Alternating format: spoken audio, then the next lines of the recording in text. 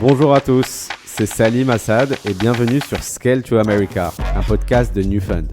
Ensemble, nous allons explorer les clés de la réussite des startups aux US. À chaque épisode, nous plongeons au cœur des expériences vécues par des fondateurs ambitieux qui ont osé franchir le pas pour étendre leurs activités aux États-Unis. Ils nous partagent sans filtre leur parcours et nous offrent des conseils précieux pour réussir à scaler aux US. Let's go!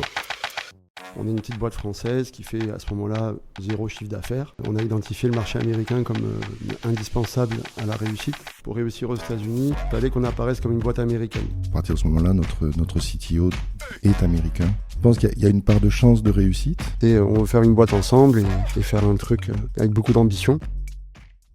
Mathieu et Nicolas, bonjour. Merci d'avoir accepté de raconter l'histoire de Tageos. Histoire passionnante et finalement peu connue du public. On va notamment aborder un thème particulier aujourd'hui, qui est le thème de votre expansion américaine et les leçons que vous en avez tirées et des challenges à venir. Et juste avant de démarrer, je me permets brièvement de résumer votre aventure. Vous me dites si c'est précis. Mathieu et Nicolas, vous êtes rencontrés en 1998. À l'époque, c'était à Central Lyon. Puis vous avez décidé de monter Tageos avec Laurent en 2007 pour concevoir et produire des tags RFID. On reviendra pour expliquer exactement ce que c'est. 17 ans plus tard, c'est une incroyable success story industrielle française puisque vous dépassez à présent les 100 millions de chiffres d'affaires avec 100% de croissance et des clients prestigieux et internationaux à travers le monde comme Walmart et Macy's et beaucoup d'autres. Et une capacité de production de plus de 10 milliards de produits par an, ce qui représente un peu plus de 20% du marché mondial. Première question pour toi, Mathieu. Peux-tu nous expliquer un peu, finalement, c'est quoi les tags RFID ? Alors, les tags RFID sont utilisés pour identifier des objets grâce à une lecture par onde radio. Ça fait que contrairement au code barre, on n'a pas besoin de ligne directe de lecture entre l'infrastructure et les objets et les étiquettes qu'on détecte. Les avantages, c'est de pouvoir en lire une grande quantité à la fois et de pouvoir les lire même quand ils sont cachés, par exemple, dans un carton. C'est utilisé principalement dans l'industrie textile pour améliorer la fluidité de la chaîne logistique, les opérations en magasin. Typiquement, aujourd'hui, vous en rencontrez beaucoup quand vous allez dans des enseignes comme Decathlon, Uniqlo, Zara. Le passage en caisse où les articles sont détectés automatiquement utilise une fonctionnalité RFID, par exemple. Pour les enseignes elles-mêmes, pour toutes leurs opérations logistiques, améliorer la visibilité des stocks de leur supply chain, donc être beaucoup plus efficace, réduire leurs overstocks, par exemple. Donc sur le thème de l'expansion américaine, la particularité de Tageos, c'est que vous décidez de vous lancer sur le marché américain extrêmement tôt. Pourquoi est-ce que ce choix s'est imposé aussi rapidement alors que finalement vous étiez encore très petit, même en France ? Oui, alors comme tu disais, on a créé la société en 2007 avec un focus sur une partie de la RFID qui est celle qui se concentre sur l'identification des objets. Et cette utilisation de la RFID est venue des États-Unis. La RFID est une technologie qui existe depuis de nombreuses années, qui est par exemple utilisée dans les systèmes de contrôle d'accès, les badges d'accès pour accéder aux bâtiments. Mais les Américains ont étendu cette technologie pour pouvoir faciliter l'identification des objets. Et comme on a, nous, développé une technologie qui permettait de produire ces étiquettes de façon plus efficace, plus écologique, à moindre coût, il fallait confronter notre technologie au benchmark qui se trouvait aux États-Unis à ce moment-là. Et Nicolas, comment on développe une stratégie commerciale à partir de zéro ? Comme je disais, on ne vous connaît pas, vous êtes sur un sujet industriel, on a besoin de beaucoup de références. On ne vient pas essayer de travailler avec des acteurs américains sans de fortes références. Quelle a été la stratégie commerciale mise en place dès le début ? Donc c'est vrai que dès le début, comme disait Mathieu, on a identifié le marché américain comme indispensable à la réussite. On était sur un projet très ambitieux, donc on voulait tout de suite se confronter à nos plus gros concurrents sur les plus grands projets au niveau mondial. Donc parler stratégie commerciale, c'est peut-être un grand mot à l'époque parce que donc on a commencé le projet utilisé 2007, en fait c'était 2005 où on a vraiment réfléchi à ça pendant 2 ans. On lance la société en 2007 et je crois que dès 2010 on a notre premier business développeur là-bas. On savait qu'il fallait un peu défricher en local. Une conviction, c'était qu'on ne pouvait pas le faire à distance, à minima. On savait aussi qu'il fallait que ça se jouerait beaucoup sur les relations. On est une petite boîte française qui fait à ce moment-là 0 chiffre d'affaires. Donc il allait falloir convaincre des personnes, des acheteurs de grosses boîtes. Donc ça allait se jouer sur la carrure de l'équipe qu'on aurait en face. La question de le faire nous-mêmes, évidemment, c'est même pas posé parce qu'on n'aurait pas eu cette carrure en face de ces acheteurs à ce moment-là. Et donc, on y allait petit à petit, en plusieurs étapes. On a recruté, on va dire, un peu qui on pouvait au moment où on pouvait, en allant crescendo dans l'expertise et la compétence des gens qu'on a pu convaincre. Donc, le premier recrutement en 2010, c'était un Français à l'époque, quelqu'un qui était dans notre réseau, on avait un peu de chance, qui était un des managers d'un projet RFID qui était chez HP, qui était déjà assez bien connu du marché. Il nous a aidé on va dire, à commencer à faire connaître le projet, parce que c'était juste un projet Tageos à l'époque. On a eu nos premières machines bien plus tard. On prétendait en avoir, mais on les avait pas encore en face des Américains à ce moment-là. Et ça, on va dire le deuxième commercial ensuite qu'on a recruté, on va dire la deuxième vague, est venue en 2012, après l'investissement de Newfound. Là encore, on était plutôt sur un profil business developer, donc c'était une histoire de se faire connaître, de faire connaître au marché qu'il y avait un acteur français qui allait se distinguer. C'est pas qu'une histoire de recrutement, c'est aussi la partie marketing, évidemment. Donc depuis le début, on avait cette conviction que pour réussir aux États-Unis, il fallait qu'on apparaisse comme une boîte américaine. Il fallait que l'acheteur, il se dise ah oui, tiens, ils sont français, j'avais pas compris. Donc on a, avec l'aide de Newfound aussi, qui nous avait conseillé sur la partie marketing, une boîte, un gars qui s'appelle Étienne Viellard. On a focusé tout le marketing et le message comme si on parlait à des acteurs américains. C'était vraiment tout l'enjeu après la levée de fonds. Donc il y a tout ce travail qui a été fait, qui nous a permis aussi de crédibiliser notre discours auprès des gens, des talents qu'on voulait acquérir. C'était très important, évidemment. Donc 2012, il y a ce deuxième business developer qui vient, avec une grosse expertise sur Walmart, mais bon, pas tellement dans les étiquettes. On vend pas encore tellement aux États-Unis. Là où ça commence vraiment et où on peut attirer des gens qui sont des vrais vendeurs et qui vont pouvoir faire la différence, c'est en 2016. Là, on acquiert deux talents, un pour gérer la partie retail dont parlait Mathieu, un pour gérer ce qu'on appelle nous la partie industrie, on va dire c'est toutes les autres applications qui ne sont pas le retail. Et ces deux commerciaux qui nous ont rejoints en 2016, qui étaient du coup les deux vrais premiers employés de notre filiale aux US, sont encore là aujourd'hui. Ce qui est assez rare parce qu'on dit souvent que les premières recrues, notamment quand on a une expansion américaine, ne fonctionnent pas. Non, on va dire qu'au départ, quand on recrute les deux premiers, en 2010 et 2012, on espérait que ça le fasse quand même.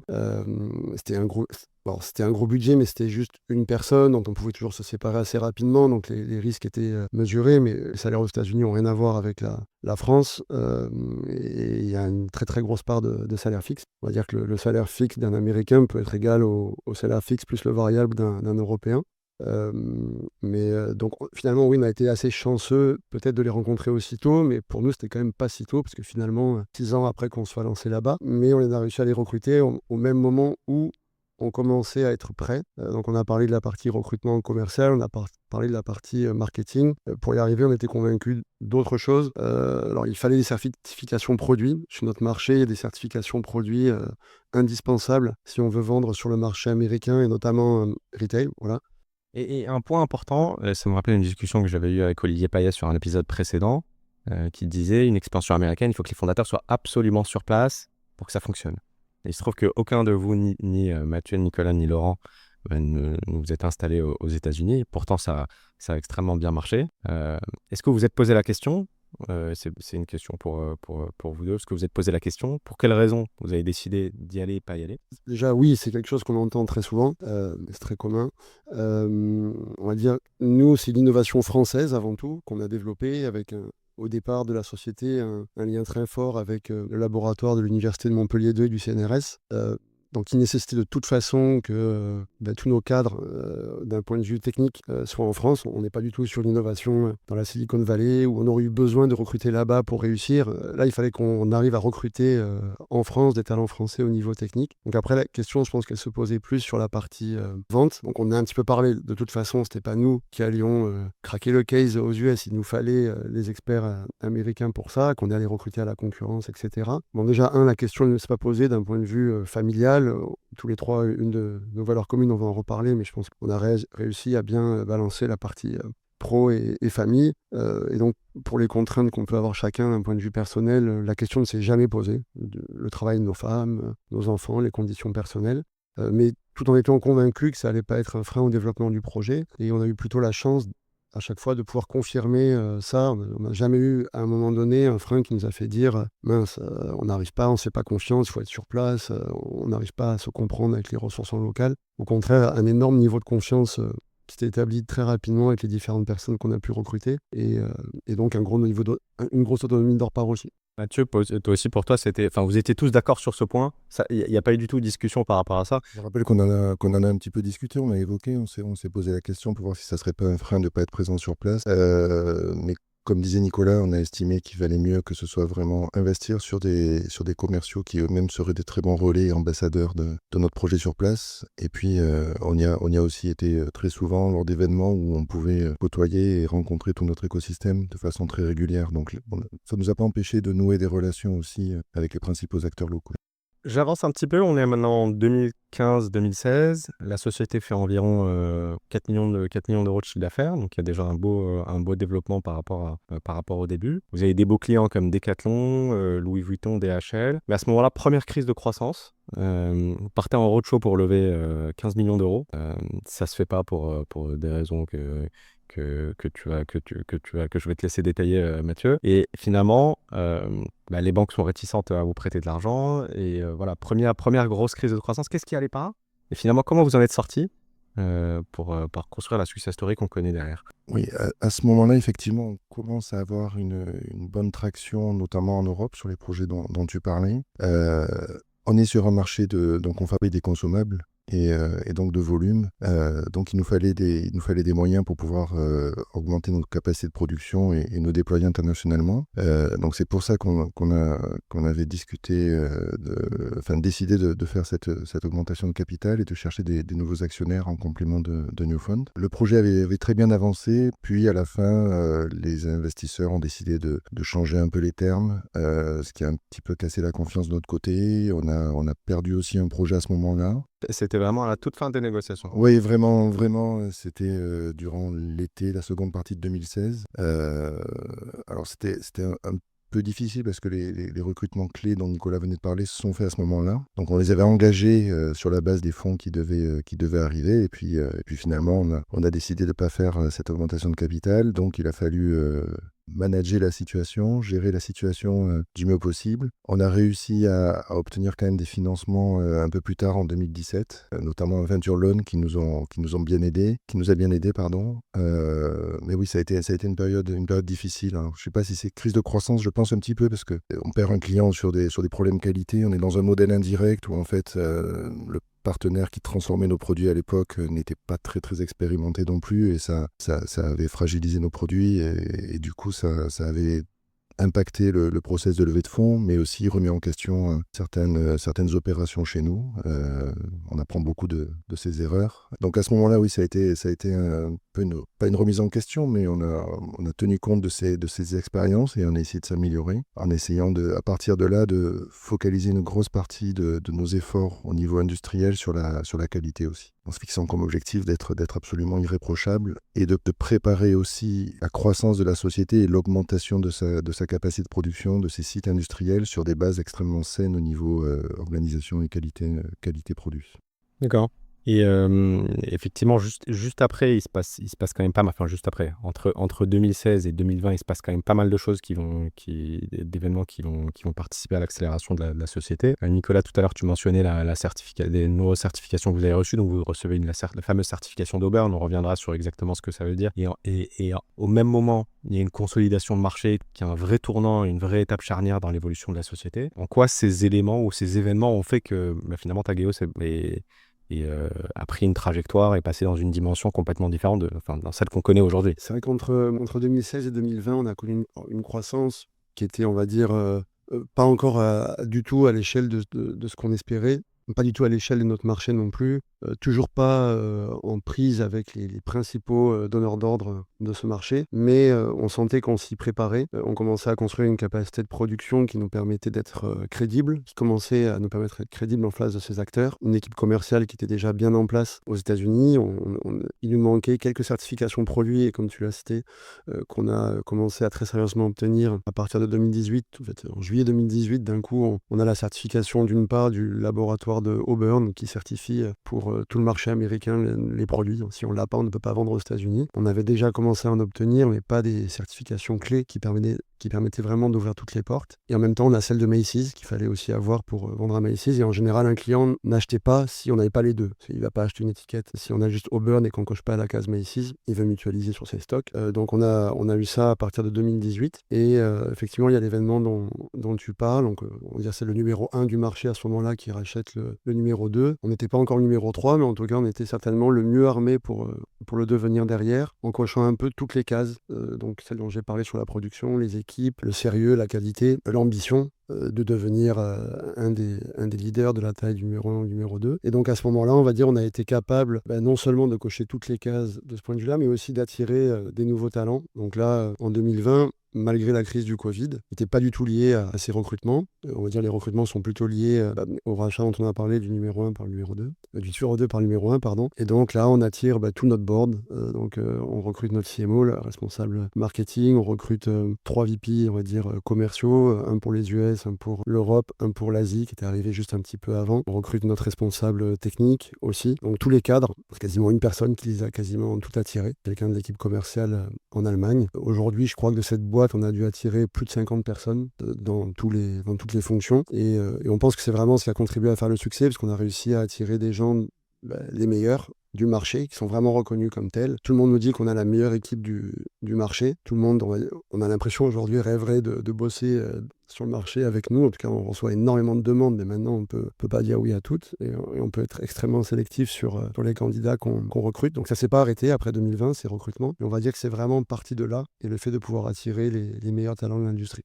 Et ouais, je voulais rebondir par rapport à ça. Effectivement, c'est une grande particularité. Enfin, avec Newfun, effectivement, la collaboration avec Tageos dure depuis 2012, mais ce qui nous a vraiment frappé, c'est cette capacité de Tageos à toujours recruter les meilleurs talents. Et souvent, en fait, quand les sociétés s'internationalisent, voilà, quand vous êtes une petite société française, entre guillemets, qui arrive sur des nouveaux marchés, c'est compliqué d'aller chercher ce qu'on appelle les A-players, parce que voilà, en général, ces gens-là vont travailler pour des sociétés plus connues, plus internationales. Et on se retrouve à essayer de récupérer, ou en tout cas de recruter des B-players, à les faire monter en compétences. Vous, c'est pas vraiment votre cas. Vous réussissez directement à recruter des gens qui sont au top niveau international, à la fois américain, sur les US comme l'équipe que vous avez recrutée. C'est valable aussi pour votre CMO qui est allemande, etc. Comment vous expliquez cette capacité à toujours recruter les meilleurs mondiaux? Alors aujourd'hui, vous avez une place de choix parce que effectivement, vous avez plus de, en tout cas sur la capacité de production, plus de 20% de part de marché. Mais comment vous expliquez que très rapidement, vous êtes capable de recruter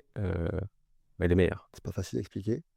Mais je pense que c'est avant tout une histoire de conviction, de confiance, de sentir avec les gens qu'on a en face qu'ils partagent les mêmes valeurs que nous, qu'ils sentent que d'un point de vue management, il y aura des méthodes de management très saines, qu'on laissera énormément de liberté aux nouveaux managers qu'on va recruter. Ils ne se sentent pas dans un cadre où les 3 fondateurs vont tout verrouiller. Au contraire, je pense qu'ils sentent tout de suite qu'ils auront un total champ de liberté dans leur domaine. Donc ça, je pense qu'on y est bien arrivé à chaque fois, à leur montrer qu'ils seraient avec les clés, le CTO, le CMO, ou n'importe qui qu'on va recruter. Je pense qu'il y a ça, l'aspect entrepreneurial, c'est-à-dire que les gens ne sont pas les entrepreneurs, ceux qui nous ont rejoints, mais il y a toujours un petit peu cette excitation de suivre des entrepreneurs. Et quand ils sentent qu'il y a cette fibre qui est toujours là dans la société, quelle que soit sa taille, c'est pas comme être recruté par nos concurrents, sont des beaucoup plus grosses boîtes avec des process qui sont beaucoup plus rigides, etc. Alors, il est aussi beaucoup mieux organisé certainement à ce moment-là, mais il y a cette partie excitation de faire partie de la boîte qui est en train d'un peu casser le marché, tout en le faisant bien avec les bonnes personnes. Mais avant tout, je pense que c'est une histoire humaine, et les gens qu'on a recrutés, c'était vraiment à chaque fois des bonnes relations, et on n'a jamais personne qui a quitté la boîte, tout simplement. Dans les gens qu'on a recrutés de ce niveau-là, personne n'est parti. Au contraire, c'est des gens qu'on a voulu de plus en plus fidéliser au projet. Une partie, c'était vraiment le but, quoi. Donc il y a un gros sujet de culture d'entreprise, évidemment, et c'est ce qui fait qu'on arrive à la fois à retenir les talents et à les engager sur le long terme. Mais comment on arrive à créer une culture d'entreprise qui fonctionne quand aujourd'hui, vous êtes 250 personnes à travers le monde, entre les usines, la R&D, les call centers, vous êtes en France, aux US, en Allemagne, en Chine. Comment on met en place une culture qui fonctionne à travers plusieurs continents, plusieurs fuseaux horaires? C'est assez difficile de répondre nous-mêmes à cette question, mais Je pense qu'effectivement, un grand tournant, c'est le moment du Covid dont parlait Nicolas et ce qui s'en est suivi. Cette période de 2020 où ces talents nous rejoignent, et c'est à ce moment-là qu'on internationalise complètement la société. Et comme disait Nicolas, ils sont allemands, américains. Par exemple, notre équipe technique était purement française et à partir de ce moment-là, notre CTO est américain. Construit aussi une équipe aux États-Unis et s'intègre parfaitement dans notre culture et dans notre projet, et complètement adopté aussi par nos équipes en France. Et c'est aussi le talent des managers qu'on a recrutés de driver, de bien éduquer, de bien faire progresser aussi nos équipes. Ils nous ont rejoints parce qu'on avait certainement commencé à gagner en crédibilité, à faire nos preuves, même au niveau international sur notre marché. On avait déjà de très bonnes équipes qui étaient reconnues elles-mêmes. Et le fait qu'on accorde une grande confiance à ces managers, mais qu'eux-mêmes fassent confiance à nos équipes, à notre projet, a permis que l'assemblage fonctionne très bien et qu'on tire beaucoup de valeur de ces nouveaux recrutements, avec une culture, je pense, de transparence, d'honnêteté, de grande confiance aussi entre les équipes, qui fait que tout le monde trouve sa place et tire vraiment dans le même sens. Effectivement, donc ça vous a permis à la fois de recruter. J'avais pas ce chiffre en tête, hein, en tout cas sur les talents C-level entre guillemets, vous avez quasiment eu zéro départ. Donc c'est quand même extrêmement rare pour une société de votre taille aujourd'hui. Donc c'est vrai que c'est super d'avoir en tête. On est en 2022 maintenant. Donc la boîte s'est très bien développée. Vous faites plus de 40 millions de chiffre d'affaires et vous faites rentrer Fedrigoni en tant qu'actionnaire majoritaire, qui est un grand groupe papetier italien, à une belle valorisation comme on peut s'en douter. Et comment l'arrivée d'un tel nouvel actionnaire majoritaire a impacté la stratégie? C'est peut-être une question pour toi, Mathieu. Ça part certainement de l'attraction qui s'enclenche à partir de 2020 avec l'arrivée de ces nouveaux managers, qui aussi nous aident à identifier tout ce qu'il faut qu'on améliore. On commence à être embarqué sur des projets, les plus gros projets mondiaux, mais on a encore beaucoup de points faibles, beaucoup de points à renforcer. Un premier exemple, c'est qu'on a une seule usine qui est à Montpellier, en France. Toutes nos ventes se font où 97-98% de nos produits sont exportés. À ce moment-là, encore principalement vers l'Asie, puisque le marché principal pour nous est le vêtement. La majorité des vêtements sont étiquetés en Asie. Du coup, un des premiers objectifs, c'est de pouvoir déployer un site en Asie. Post-Covid, c'est vraiment pas simple. En même temps, le marché que Nicolas appelait industrie, ça va être les applications, par exemple, en logistique, pour identifier les cartons, les parcels, en pharmacie, dans l'agroalimentaire aussi. Donc des projets qui sont, eux, beaucoup plus locaux. Ils commencent à émerger fortement aux États-Unis. Ce qui fait qu'il y a une demande aussi, un besoin local. Et donc, on travaille avec nos équipes sur un plan de développement en essayant de scanner un peu la société et tous ces manques et tout ce qu'il faut qu'on arrive à développer. Et il en ressort qu'il nous faut absolument, le plus rapidement possible, un site aux États-Unis et un site en Asie. Donc, on repart à la recherche de partenaires financiers pour financer ce projet. On est début 2021, courant 2021. On discute avec pas mal de fonds qui sont intéressés. Et en même temps, on est approché par plusieurs industriels qui voient la dynamique de ce marché. Certains qui sont déjà dedans, donc des concurrents ou des partenaires. D'autres qui n'y sont pas et qui aimeraient y rentrer. Et donc, on discute avec eux. Et effectivement, le groupe Fedrigoni nous convainc, nous séduit pour plusieurs raisons. Il s'agit d'un industriel d'une ETI italienne très importante, à peu près 2 milliards d'euros de chiffre d'affaires, vraiment déployée internationalement, présente sur tous les continents avec de nombreux sites de production, avec une activité complètement complémentaire à la nôtre, mais encore aucune présence sur notre marché. Et donc c'est à la fois le partenaire idéal, l'expertise industrielle, de grandes ambitions aussi, sont détenues à ce moment-là par Bain Capital avec un projet de croissance très très ambitieux. Et ils savent que c'est le moment pour eux aussi pour rentrer sur ce marché qu'ils connaissent pas. Et donc pour nous, c'est un peu une occasion formidable, puisqu'on va avoir le soutien, la crédibilité aussi que va nous apporter ce partenaire global, les moyens qui vont avec, la complémentarité commerciale, organisationnelle, mais tout en étant aux commandes avec notre équipe de notre métier, de notre déploiement. Donc on s'associe avec eux début 2022, avec clairement un soutien très fort au plan qu'on leur a présenté. Donc c'est pas eux qui ont en quelque sorte influencé notre stratégie, ils ont soutenu la stratégie qu'on avait mise en place pour répondre à ta question, en nous demandant même de réfléchir à comment l'accélérer, comment essayer d'aller plus vite, plus fort. Et donc vous décidez d'ouvrir effectivement des usines en Chine et aux US. Alors c'est plus la même chose que si je prends le parallèle avec du software, c'est pas la même chose que d'aller vendre du software aux États-Unis. Là, il faut trouver le site. Donc finalement, vous installez votre usine à Fletcher. Quel est le cheminement pour arriver à cette décision de se dire, ce sera là-bas? On a le premier qu'on a fait, c'est la Chine. On a beaucoup hésité entre la Chine et d'autres pays d'Asie. Finalement, on a opté pour la Chine. Le groupe nous a aidés parce qu'à ce moment-là, post-Covid, c'était très difficile de pouvoir se rendre en Chine. Donc les managers locaux du groupe nous ont aidés à trouver le site et à faire les premiers recrutements. Guangzhou, donc Canton, s'est imposé puisqu'il y a déjà un écosystème RFID important. Donc on savait qu'on pouvait trouver des talents locaux, ainsi que plusieurs de nos partenaires et clients qui sont dans cette région-là. Quant à Fletcher en Caroline du Nord, on a aussi hésité avec une autre région aux États-Unis. Et Fletcher s'est imposé puisque déjà notre CTO et de cette région-là. Et il y avait aussi, il y a toujours un écosystème RFID dans cette région-là. Donc on a privilégié la capacité à attirer des talents et de l'expérience dans notre métier pour sécuriser ces implantations et ces déploiements. Et Nicolas, en quoi est-ce que ça fait la différence commercialement, peut-être pour la perception des clients US, d'être made in US, que vos tags RFID soient made in US, quand bien même ça implique, j'imagine, des coûts... évidemment des coûts supplémentaires niveau staff, puisque le salaire moyen est bien plus élevé qu'en France et en Chine. Ça vous donne plus de légitimité, j'imagine, mais comment ça se passe? Comment est-ce que la perception de Tageos change vis-à-vis de vos clients américains? Alors effectivement, il y avait un double objectif en allant aux États-Unis, c'était autant de produire local pour se rapprocher des lieux où on livre nos étiquettes, nos produits, pour être plus sustainable, moins cher aussi, plus efficient, plus rapide. Tout autant aussi l'objectif d'apparaître encore plus américain, dans une période aussi à l'époque où ça se renforce, le Made in US, et on n'en a pas trop parlé.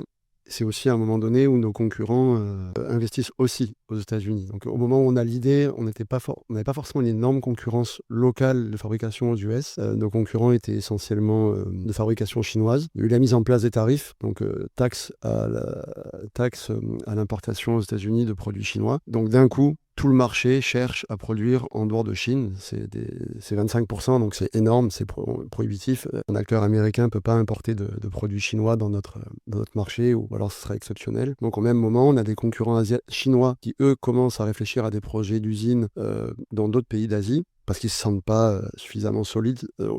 Justement, ils ne pensent pas qu'ils soient capables d'attirer des talents aux États-Unis, ces sociétés chinoises. Il y a beaucoup de défiance des Américains vis-à-vis des Chinois, et donc énormément de difficultés pour nos concurrents asiatiques à recruter en local.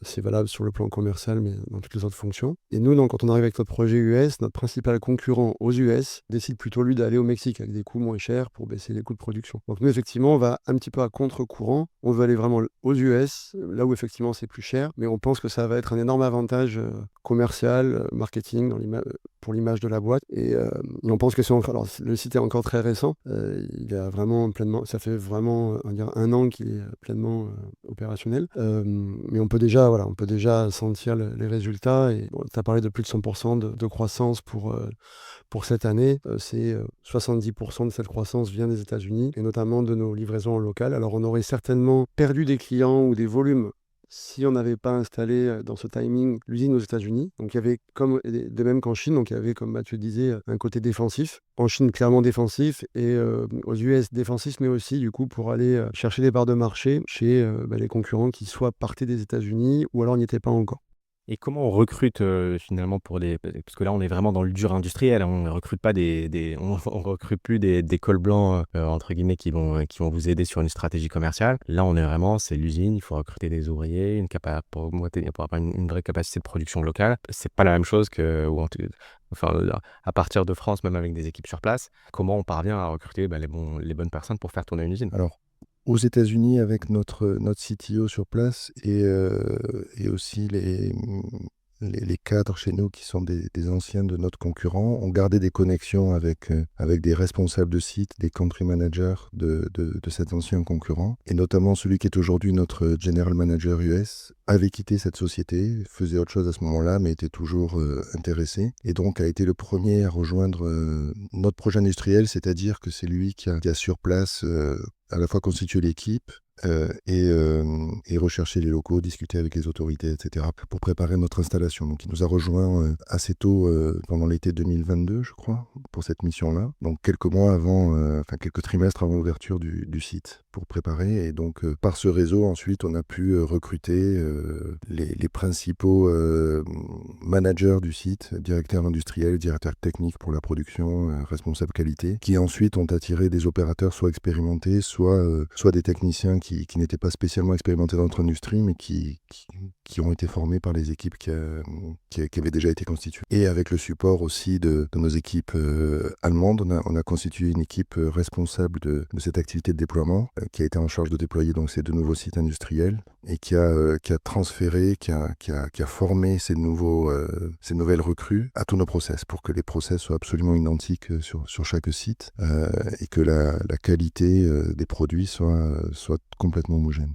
Maintenant, si on prend un petit peu de recul, c'est vrai que c'est une success story incroyable. Dépasser les 100 millions de chiffre d'affaires, on fait plus de 20 millions d'EBITDA. Et quand on y repense, tout ça, quasiment uniquement avec entre 3 et 4 millions d'investissements en equity, ce qui est assez extraordinaire. Je vais vous poser une question un peu large, mais quels ont été les principaux facteurs de succès et de résilience pour non seulement s'imposer aux US, mais aussi au niveau mondial? Si vous devez retenir des éléments qui ont fait que vous avez réussi à construire cette très belle histoire industrielle française. Certainement beaucoup de chance. Alors il a fallu la provoquer, mais on est passé par des moments assez compliqués pour arriver à se développer, à trouver les financements. On a fait beaucoup de financements avec des partenaires bancaires notamment, donc il fallait les convaincre. Je pense qu'il y a une part de chance de réussite. Je pense qu'on l'a un petit peu provoqué en s'accrochant dans les moments un peu compliqués, en essayant de toujours garder nos objectifs en tête, de ne pas transiger sur certains aspects de notre projet. Les États-Unis, comme expliquait Nicolas, ça a été, on s'y attaquait assez tôt. Et ça a été très long, très très long. Donc là aussi, il a fallu être tenace, il a fallu s'accrocher. On a été bien accueillis aux États-Unis. Mais il y avait des barrières à passer et il a fallu convaincre. Et je pense que la ténacité, la longévité ont joué aussi un rôle. Ça nous a permis de gagner en crédibilité pour gagner leur confiance aussi aux principaux acteurs, que ce soit pour les parties certification ou les parties clients donneurs d'ordre. Donc c'est un mélange un peu de tout ça. Je ne pense pas qu'il y ait de recette magique. Il nous a fallu être tenace, s'accrocher et saisir les opportunités quand elles se présentaient. Les recrutements qu'on a fait en 2016, puis pendant le Covid, on a fait à ce moment-là des choix, je pense, un petit peu audacieux, puisque Covid, il y avait une incertitude, y compris pour nous, dans notre métier. À ce moment-là, période de confinement, par exemple, on décide de continuer à produire, de faire monter nos niveaux de stock en se disant quand ça va déconfiner, on pourra répondre à la demande et on aura les produits qui seront prêts. À ce moment-là, tu parlais des conditions de financement, mais le PGE nous a aidés à faire ça. Donc ça n'a pas été simple. Et en même temps, on a réussi à constituer notre équipe cette année-là. Donc il a fallu être audacieux et être ambitieux dans des moments clés comme ça. Et puis après, essayer aussi de comprendre vraiment les attentes spécifiques du marché américain. C'est un marché les attentes ont l'air un petit peu plus simples, puisque ce qui fonctionne très bien là-bas, c'est le regroupement des industriels entre eux dans un domaine d'activité. Par exemple, le secteur du retail, les principaux retailers vont se réunir et former des groupes de travail qui vont dire tiens, comment on va réfléchir ensemble à l'adoption d'une technologie, sa mise en œuvre, qu'est-ce qu'il va falloir pour créer une industrie et développer une industrie qui va les fournir. Alors qu'en Europe, c'est des initiatives beaucoup plus isolées, même si bien sûr les grands acteurs se parlent entre eux, mais sont beaucoup plus, je pense, dans le secret. Donc il a fallu pénétrer cet écosystème, franchir ces barrières. Spécifiquement, les attentes techniques sur les produits ont l'air un petit peu plus simples. En revanche, il faut vraiment bien répondre à toutes les attentes. C'est-à-dire qu'il faut bien les comprendre et bien les remplir. Nos clients nous parlaient par exemple de niveau de service attendu. Au début, on ne comprenait pas trop ce que ça voulait dire. On se disait, mais nous, On est une société enthousiaste, très volontaire, donc on se mettra toujours en quatre pour vous servir du mieux possible. Mais en fait, ça suffit pas. Il fallait l'infrastructure, il fallait la dimension internationale et la taille critique pour pouvoir servir à l'échelle et avoir des plans B quand il y avait un problème sur un site, par exemple. Donc les rassurer sur leur supply chain, puisque pour eux, c'était absolument critique. Donc toutes ces attentes-là, il a fallu les comprendre et se structurer pour pouvoir y répondre de façon satisfaisante. Et ça nous a pris du temps, effectivement. Oui. Et Nicolas, toi, tu parlais tout à l'heure d'une aventure humaine incroyable. C'est vrai que vos 3 cofondateurs, vous connaissez depuis votre passage à Centralion. Vous êtes rencontrés sur un train de foot. Vous êtes 3 potes. Est-ce que c'est un avantage important? Est-ce que ça a fait la différence au final d'être aussi soudés sur la durée? En quoi ça a joué dans le succès de la société? Bah, oui, bien sûr, je pense qu'on habitait même ensemble pendant la dernière année d'école. Donc on se connaissait extrêmement bien, on connaissait aussi nos familles respectives. Donc je pense que dès le début, il y avait un critère de confiance naturelle, même si on ne travaillait pas évidemment ensemble. On jouait au foot, donc c'était pas la même chose. Mais Mathieu était déjà le capitaine à l'époque. Et non, mais je pense ce qui fait aussi la réussite et la ténacité, c'était qu'on était 3.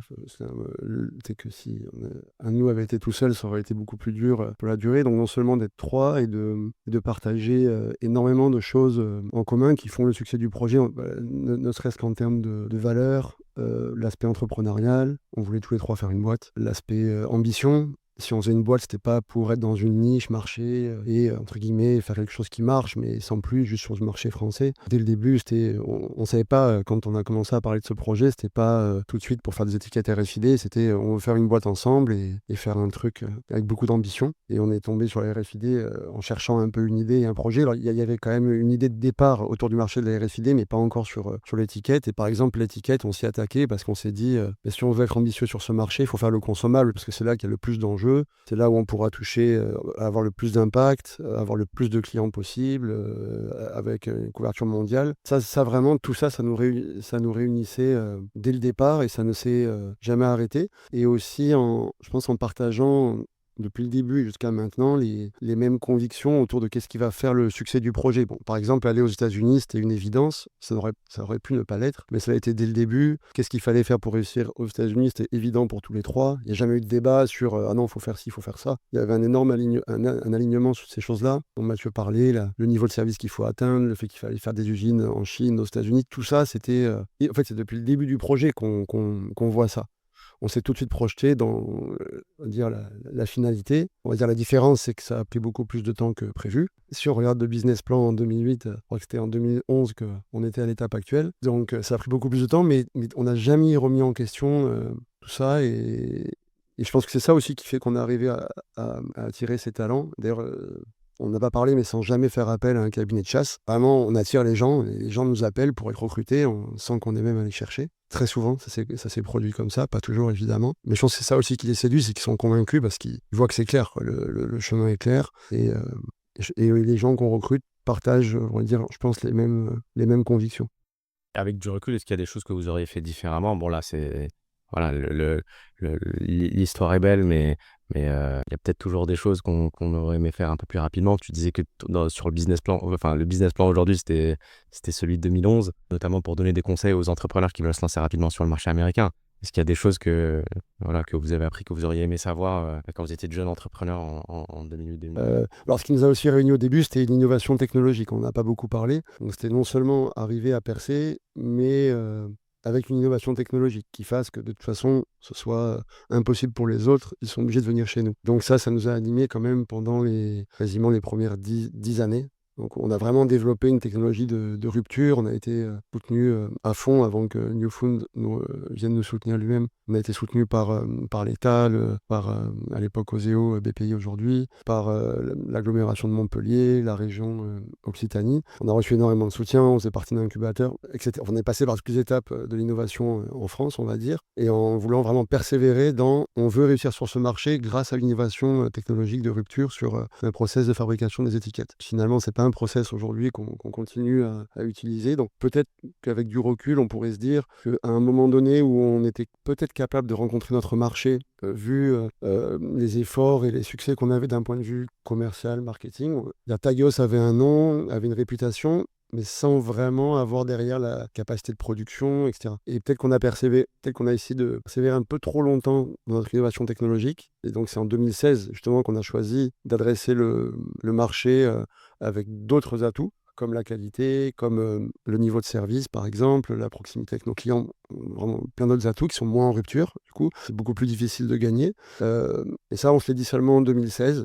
Donc peut-être qu'avec la qualité de nos équipes, on aurait pu faire quelque chose d'aussi grand qu'aujourd'hui. Pas forcément plus grand. Je pense pas que le point de chute aurait été différent. On aurait peut-être juste un petit peu moins galéré longtemps. Et donc de se dire peut-être, et c'était Mathieu qui a dit à ce moment-là, moi-même j'étais convaincu qu'on n'aurait aucune chance si on n'avait pas une innovation technologique, qui allait nous regarder si on ne l'avait pas? On était une petite boîte française. Et Mathieu, en 2016, là où on se dit, bon, maintenant on va y aller avec les mêmes produits que les autres et on va les battre sur leur terrain en utilisant la même technologie qu'eux, en faisant des produits plus performants, plus qualitatifs. Nos ingénieurs, ils avaient passé 10 ans à développer des produits quasiment aussi performants, avec notre innovation technologique était, elle, un peu moins performante. Donc on va dire qu'ils excellaient dans leur domaine, ces ingénieurs qui sont toujours dans la société, qui sont des cadres maintenant, et les premiers recrutements de 2008, les jeunes qu'on a recrutés au labo, et qu'on remercie. Et donc ça, oui, peut-être que si on avait pu, peut-être en 2000, je sais pas, 14, 13, 12, enfin, au moment où New Fond arrive, par exemple, se dire, bon, finalement, il faut tout de suite prendre le virage de un peu comme font les concurrents, on serait peut-être arrivé plus vite au résultat, mais encore une fois, je pense pas qu'on serait aujourd'hui à plus de 20% de part de marché. Alors, on espère toujours grandir, mais c'est plus par rapport à la dynamique actuelle. Je pense que tu as raison, on aurait peut-être pu gagner un petit peu de temps, mais on a fait ce choix aussi parce qu'on a tenu compte des retours, notamment du marché américain. Il nous a fallu un peu de temps pour le comprendre, mais aussi pour avoir ces retours de façon assez claire. En fait, ils étaient sur cet aspect industriel, des produits qui sont des consommables, mais des produits technologiques sur lesquels les supply chains reposent. Donc il faut une grande fiabilité. Et c'est clair que les Américains avaient une petite appréhension à utiliser une technologie qu'on était les seuls à proposer. Et ils étaient beaucoup plus rassurés. En fait, on a fini par comprendre que c'était aussi un petit frein qu'ils avaient à prendre ce risque et à faire confiance à cette solution. Donc c'est pour ça qu'on a décidé aussi de proposer les produits qu'ils attendaient et d'essayer de correspondre à leurs attentes. Donc effectivement, si on s'en était rendu compte un peu plus tôt, on a peut-être fait ce choix un peu plus tôt, mais il a fallu que ce soit le retour marché et l'expérience qui nous amène à cette conclusion et à ce choix-là. Et du coup, pour répondre à ta question sur comment pénétrer, c'est d'arriver pour ceux qui veulent se lancer et craquer le marché US, c'est d'arriver à vraiment comprendre les attentes spécifiques de ce marché dans leur domaine.